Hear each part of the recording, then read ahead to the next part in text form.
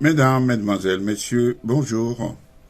Bien-aimés dans le Seigneur, que la grâce et les bontés de notre Dieu vous soient multipliées ce jour encore. Nous sommes là pour passer un moment agréable d'étude biblique comme nous avons l'habitude et comme nous avons pris rendez-vous tous les jeudis de pouvoir nous rencontrer. Et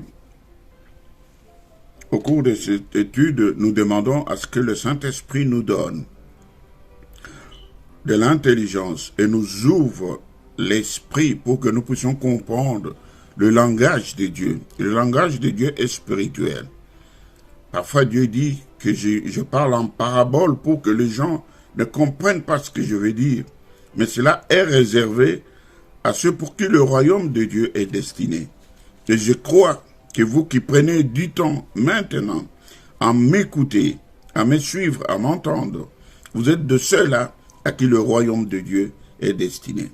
Et ainsi, nous sommes dans notre thème que nous avons commencé depuis le début de ce mois et que pour cette fois-ci encore, nous continuons à y demeurer et à faire un partage que nous allons essayer de raccourcir pour pouvoir demeurer dans la fidélité à ce que Dieu nous a ordonné pour ce mois.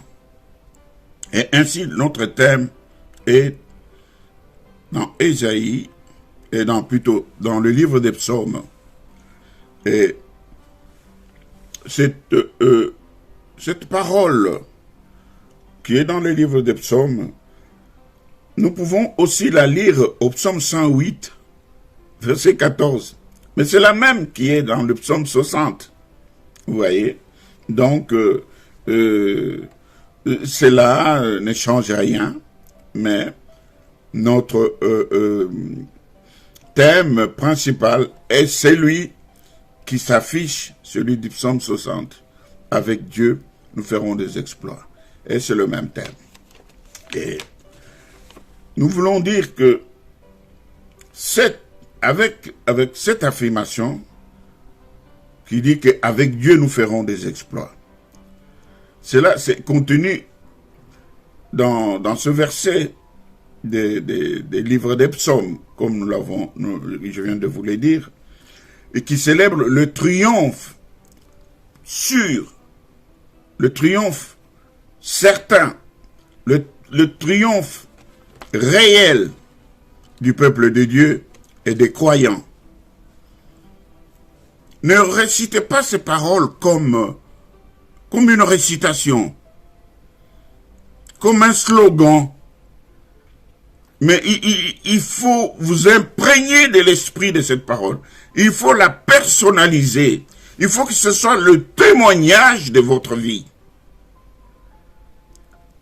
Vous dites qu'avec Dieu, je fais des exploits. Avec Dieu, je ferai des exploits. J'écraserai mes ennemis. J'écraserai tous mes ennemis. Cela vous donne la détermination. Cela vous donne le courage, la fermeté. Vous n'avez crainte de rien. Rien ne vous ébranle. Rien ne vous fait peur. Vous ne vous sous-estimez pas. Vous ne regardez pas la capacité de vos moyens, des moyens que vous disposez. Mais vous faites une déclaration par la foi. Ferme, regardant devant, déterminé à aller jusqu'à la victoire totale, jusqu'à la victoire certaine, et que rien ne vous ébranle, que rien ne fasse vaciller votre foi. Soyez ferme. Et c'est ainsi que cette affirmation doit faire partie de vous, doit être une partie de votre corps, de votre témoignage. L'affirmation selon laquelle nous ferons des exploits avec Dieu signifie que Dieu accorde la victoire que Dieu accorde le succès, que Dieu accorde la réussite. Et cela à ceux qui placent leur confiance en lui tout seul. Il faut que vous arriviez à vous doter de la confiance totale en Dieu. Vous ne regardez pas les moyens, la force ou les armes de votre ennemi, mais vous avez confiance en Dieu. Et vous dites, si Dieu est avec moi, que pourrais-je me faire les hommes? Que pourrais-je me faire les ennemis? Que pourrais-je me faire les esprits? Parce qu'il me donne un esprit supérieur. Il me donne la domination sur toutes les créatures. Même sur les anges déchus. Parce qu'il me dit, j'ordonnerai à ces anges. Et à mon ordre, et ils fuiront. Ils lâcheront leur prise. Que ce soit dans ma vie, que ce soit dans la vie de mes enfants, que ce soit dans la vie de mon épouse, que ce soit dans la vie de ma famille spirituelle, l'église de la trompette, et de tous les saints, partout dans le monde où vous êtes.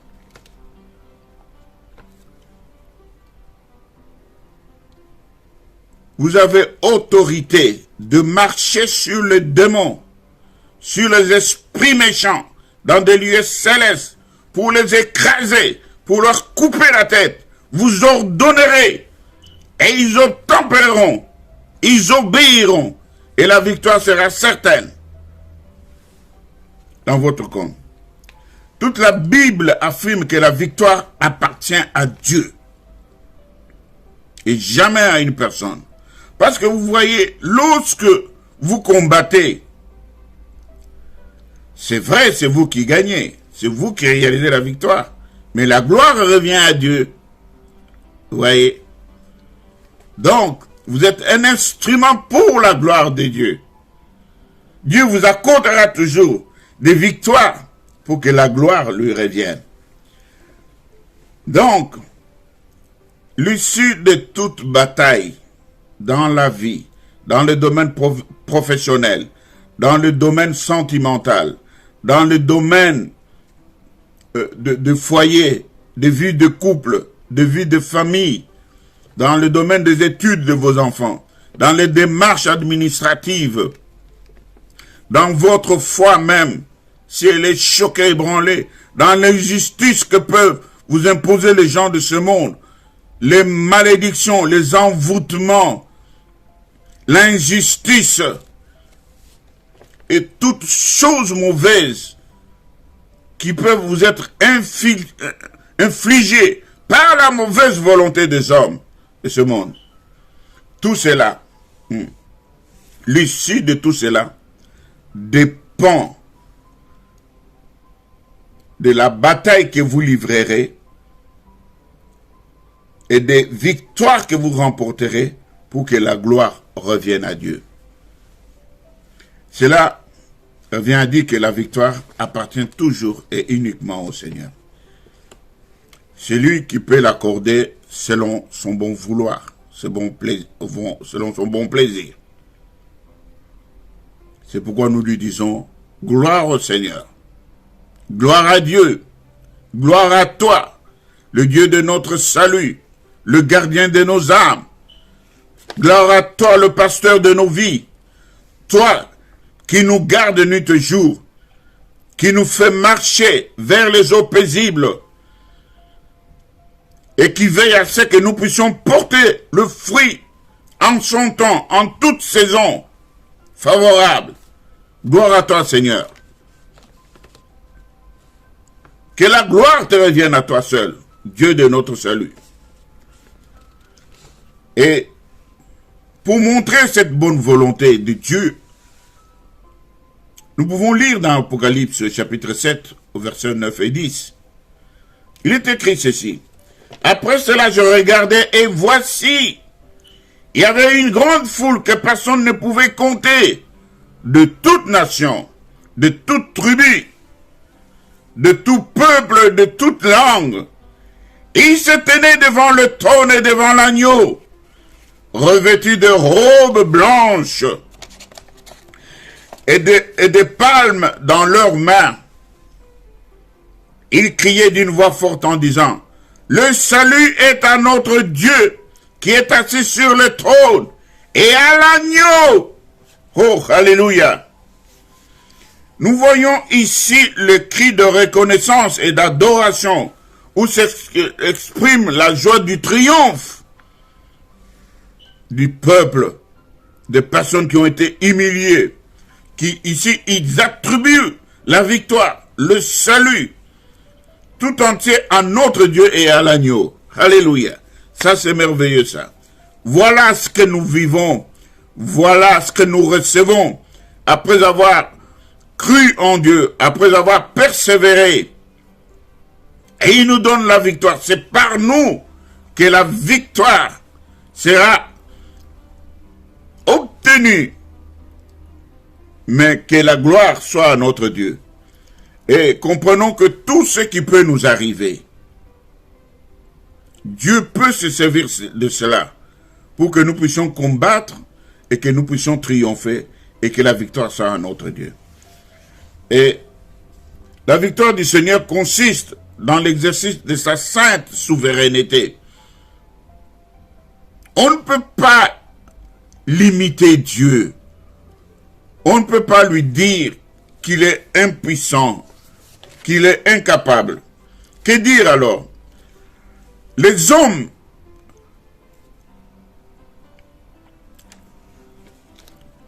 qui en réalité, lorsque nous constatons, les hommes dépendent tellement de Dieu que lorsque ce dernier cesse de les aider, même les plus veillants et les plus déterminés se trouvent désemparés. Est-ce que vous comprenez? Cela se vérifie en tout temps, en toutes circonstances, nuit et jour. David est arrivé au campement où était Saül et l'armée de l'Éternel, ainsi que ses frères. Et lorsqu'il est arrivé, c'était un moment de tremblement, de crainte, d'incertitude, de peur, qui s'était emparé des combattants du peuple d'Israël, à commencer par le roi lui-même et par ses frères. C'était une attitude de témoignage de leur manque de foi dans les promesses de Dieu. Je crois qu'il est encore mieux qu'on lise Exode chapitre 23, verset 22. Nous voyons là, nous avons les promesses de Dieu. Le Seigneur combattra pour nous. Que nous gardions le calme. C'est l'Éternel qui combat pour nous. Dans Deutéronome chapitre 3, verset 22, ou même si nous allons dans le chapitre 20, verset 1 à 4. Et là, nous voyons comment nous avons les promesses de Dieu de venir à notre secours, de combattre pour nous. Et ces promesses auraient dû amener les combattants, les veillants guerriers de la main d'Israël, les porter non pas à craindre Goliath, mais à se tenir, à se confier en l'Éternel, à se confier en Dieu. Mais c'est plutôt ce qu'a fait David. Saül n'a pas su le faire. Les frères de David non plus. Les 3 frères de David qui étaient sur le front. Et les généraux et les combattants. Malgré toutes ces promesses que Dieu pouvait faire au peuple d'Israël, telles que nous venons de les lire au travers de ce verset qui sont en train de passer d'Exode et de Deutéronome. Mais David a eu la foi, la détermination. Samuel 10, verset 12, le dit, le démontre clairement. Et beaucoup d'autres versets. Et vous savez, lorsque le père de David, il eut les nouvelles du front, il était hésitant. Voici les principaux résultats de d'envoyer recherche. son fils David auprès du camp où combattaient ses frères. Il était réticent. Il dit, David, c'est tout petit, mais je voudrais avoir les nouvelles sûres de ses frères, de ses aînés. Mais vous savez ce que vous devez savoir, c'est que la sagesse de Dieu, elle dirige toutes choses en vue d'accomplir les desseins de Dieu. Bien, vous savez, pour combattre l'ennemi, comme dans le cas de David, pour combattre les Philistins, David avait intérêt à quitter tout ce qui pouvait l'encombrer, toute l'armure que Saül lui avait donnée, qui quand bien même était réalisée d'une matière résistante, bien conçue, pouvant protéger le roi. Mais lorsque le roi décida de donner à David, de lui faire porter cette armure, David n'avait jamais porté cela. C'est vrai qu'il était physiquement jeune, il n'avait jamais porté d'armure, et il n'avait jamais combattu avec les armures. Et même ses victoires, lorsqu'il les avait remportées, il n'avait pas d'armure sur lui. Et c'est ainsi que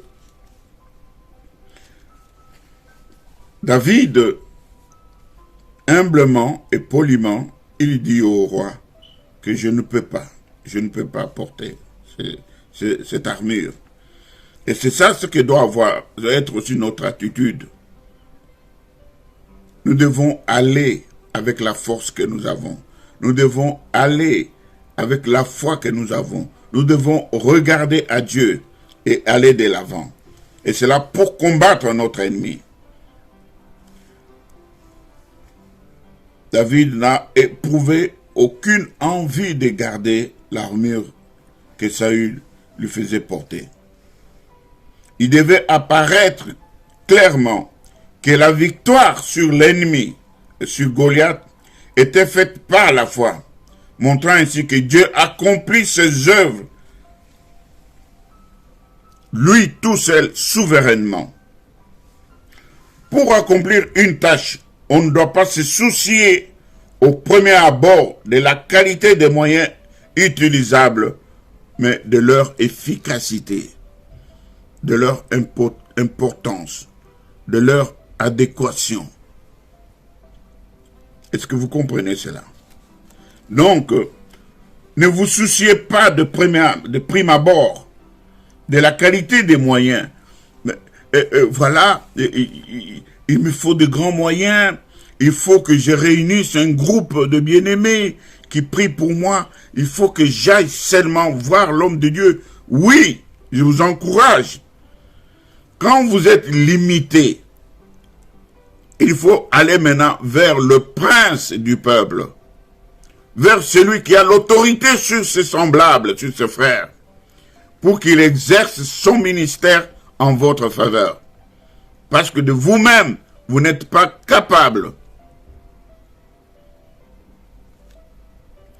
Vous-même, vous n'êtes pas capable de pouvoir affronter la bataille, la guerre, l'épreuve qui est en présence de vous. Alléluia. C'est pourquoi,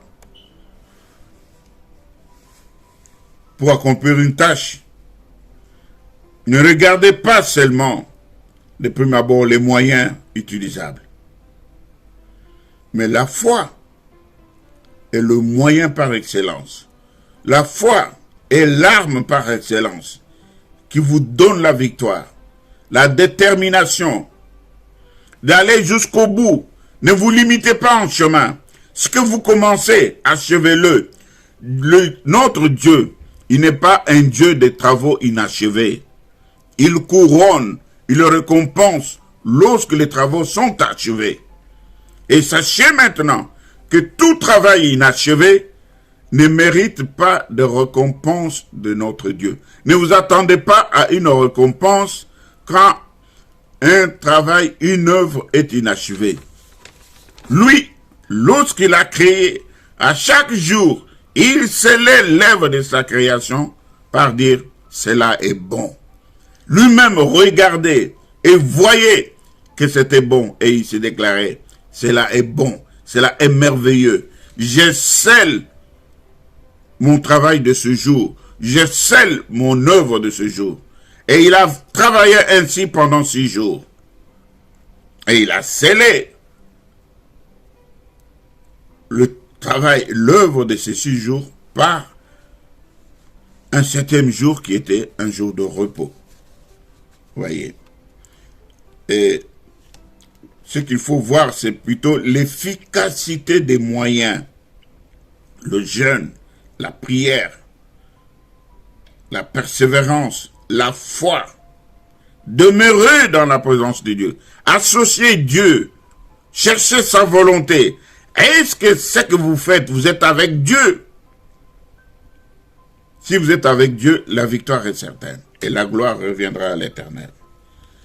L'armure de Saül étant vraisemblablement parée d'éléments les plus nobles, comme nous pouvons le constater, doté d'une solidité à toute épreuve. Ça était vrai. Quelle pouvait donc être la motivation de David pour l'utiliser? Donc, lorsqu'on regarde aux moyens, on va vouloir toujours se doter des moyens dans lesquels on peut avoir plus confiance. Les moyens qui représentent beaucoup de garanties, beaucoup d'assurance. Les moyens les mieux conçus, le mieux exploitable. Les moyens qui, au regard seulement, vous assurent de la victoire. Et ainsi David, l'armure du roi Saül aurait pu aussi lui donner l'assurance. S'il avait qu'à regarder aux moyens face aux Philistins. Mais il n'a pas regardé à cela. Il a dit aux Philistins, tu t'avances contre moi avec une lance, avec les javelots, avec l'épée. Mais moi, je m'avance vers toi. Au nom de l'Éternel des armées, au nom de Jésus-Christ de Nazareth, j'avance vers toi avec la foi de te vaincre. Et il lui a dit, je vais te couper la tête, je vais te tuer et je couperai ta tête. Ton corps et celui de ton peuple seront offerts aux oiseaux du ciel. Regardez quelle audace le jeune David avait. Et c'était plutôt de la foi en Dieu, en la prière et en la droiture. Toute l'armure de Dieu et la communion en Christ, tels sont les moyens efficaces dont disposent tous les serviteurs de Dieu, quelle que soit leur tâche. Vous avez compris. Donc, c'est plutôt à quoi nous devons regarder. C'est garder la foi, prier sans cesse, être droit dans sa marche, être droit envers son prochain, être droit envers les siens. Car quelque part la Bible dit, si vous n'avez pas l'amour des siens, vous êtes pire qu'un païen. Être droit envers les frères dans la foi. Et même faites du bien à tous, beaucoup plus à ceux qui en manquent, quand vous en avez plus. Et aussi, priez pour vos ennemis. Car lorsque vous faites ainsi, c'est des charbons, de braises, des charbons que vous amassez sur les têtes, brûlantes, des braises brûlantes, des charbons brûlants que vous amassez sur leurs têtes. Et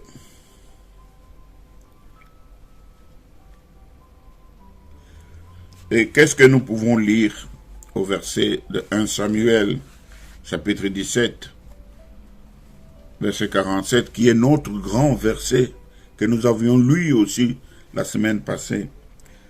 Et toute cette multitude saura que ce n'est ni par l'épée, ni par la lance que l'Éternel sauve, car la victoire appartient à l'Éternel.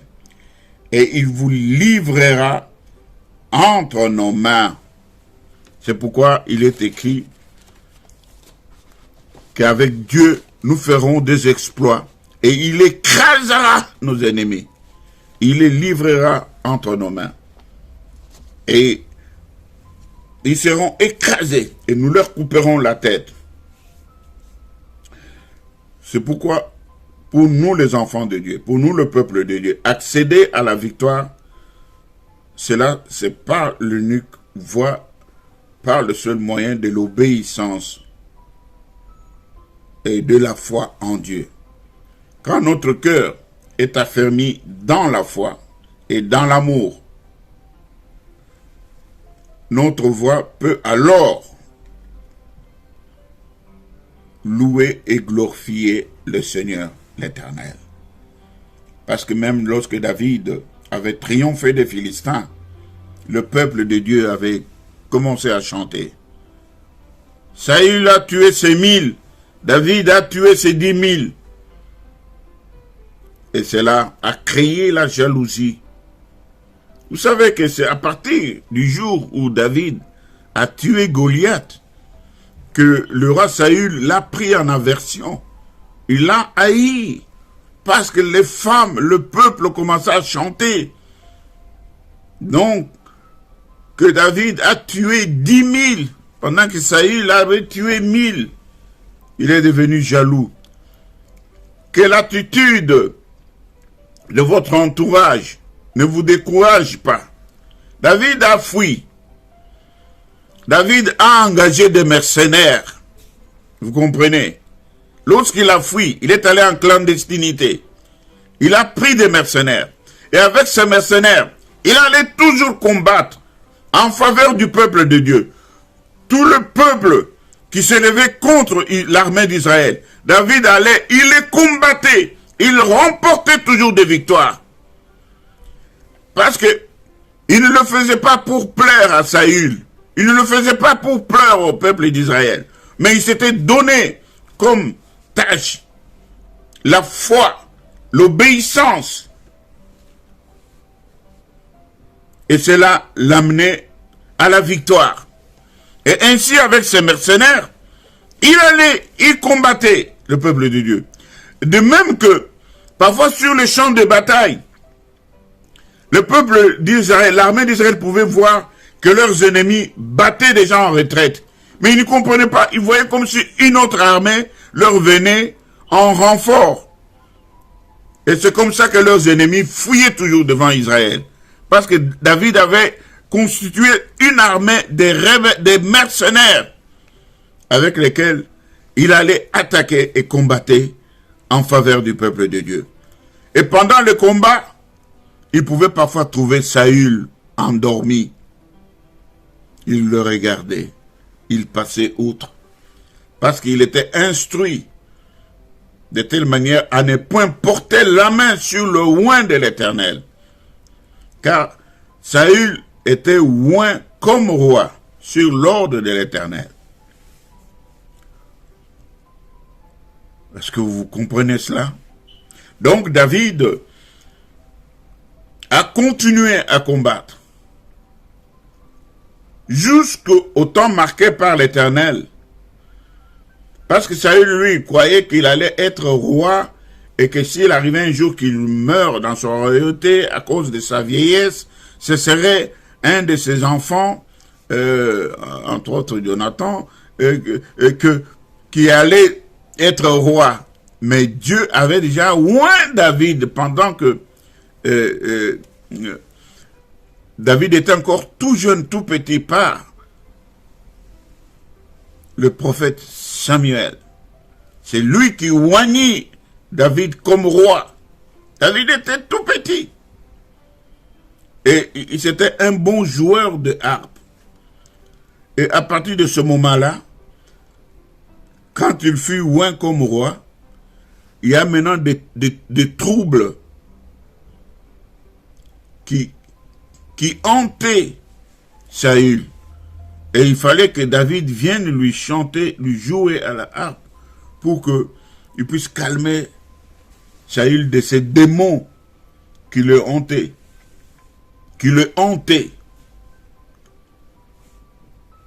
David. Et jusqu'au temps marqué par Dieu. Dieu a fait de lui roi.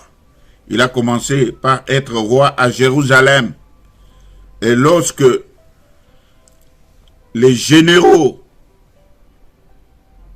qui étaient aux côtés du fils de Saül, qui avait fait de lui roi à Samarie, complotèrent contre lui et le tuèrent. David vint et il réunissa le royaume. Il combattit contre ces généraux, il les chassa, il les tuèrent tous. Et il réunit le royaume. Il devient maintenant roi sur tout Israël, avec pour capitale à Jérusalem. Vous êtes une espèce de David. Rien ne vous résistera. Que tout ce qui osera se dresser devant vous sera anéanti, sera coupé, sera ôté. Et la victoire vous reviendra. Et la gloire reviendra à l'Éternel. Dieu de gloire, Père Tout-Puissant, nous sommes dans cette marche où, avec toi, nous ferons des exploits. Avec toi, nous sommes plus que vainqueurs. Seigneur, que tout celui qui reçoit cette parole, que pendant tout ce mois, ton peuple se dote de cette foi victorieuse, que leur façon de voir, que leur façon d'opérer se transforme en la foi qu'avait David, qui deviennent de grands guerriers et toujours victorieux. Car en Christ, tu as fait de nous de plus que victorieux. Que cela soit le partage de chacun de tes enfants. Que ton peuple prospère dans tous les domaines de leur vie. Dans le domaine financier, dans le domaine physique, dans le domaine professionnel et dans le domaine matériel. Au nom de Jésus-Christ de Nazareth. Alléluia. Soyez abondamment bénis. Retrouvons-nous jeudi prochain. N'oubliez pas, avec Dieu, chacun doit vivre son exploit. Vis ton exploit avec Dieu. Change. Ne reste pas le même. Sois transformé en plus que victorieux. Maintenant même. Au nom de Jésus-Christ. Reçois ta victoire. Et que Dieu soit honoré. Amen.